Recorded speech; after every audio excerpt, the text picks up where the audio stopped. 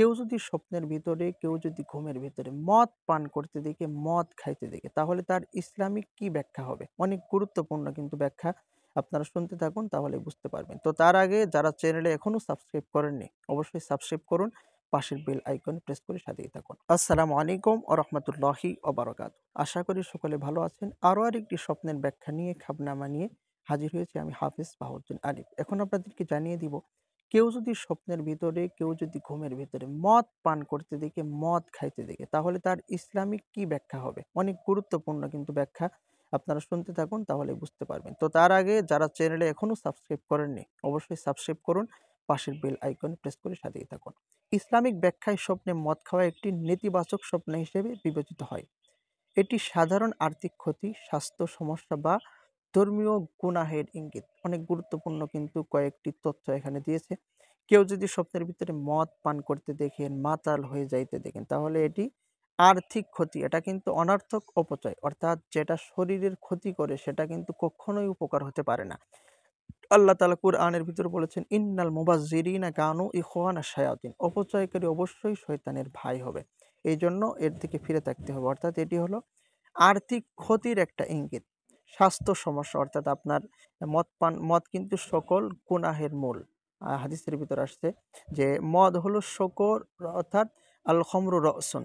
এখানে বলে রসুল খমর, এরকম একটা কথা কিন্তু হাদিসের ভিতরে আসছে যে সমস্ত গুনাহের মাথা হলো মদ পান করা। তো এই জন্য কেউ যদি স্বপ্নের ভিতরে মদ পান করতে দেখে, মদ খাইতে দেখে, তাহলে তার স্বাস্থ্যের ক্ষতি হবে। সে অনেক গুনাহের ভিতর কিন্তু লিপ্ত হবে, সেটারই কিন্তু একটা ইঙ্গিত। স্বপ্নে দেখা যে আপনি মদ্যপান করেছেন, এটি আর্থিক ক্ষতি, স্বাস্থ্য সমস্যা বা ধর্মীয় গুনাহের ইঙ্গিত দিতে পারে। স্বপ্নে দেখা যে আপনি মদের বোতল বা গ্লাস দেখছেন, এটি প্রতারণা, বিভ্রান্তি বা অশুভ চিন্তার কিন্তু ইঙ্গিত হতে পারে। সেটার ব্যাখ্যাও কিন্তু এখানে বিশারদগণ দিয়েছেন ইসলামিক ব্যাখ্যার ভিতরে।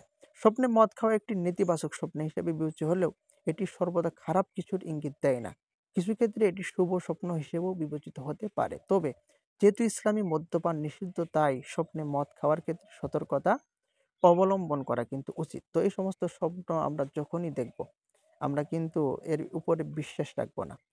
সবশেষে বলতে হবে যে আল্লাহ তাআলাই কিন্তু ভালো জানেন। এই সমস্ত স্বপ্ন দেখলে আল্লাহর কাছে সিজদায় পড়ে যাওয়া, বেশি, বেশি তওবা ইস্তিগফারের নামাজ পড়া।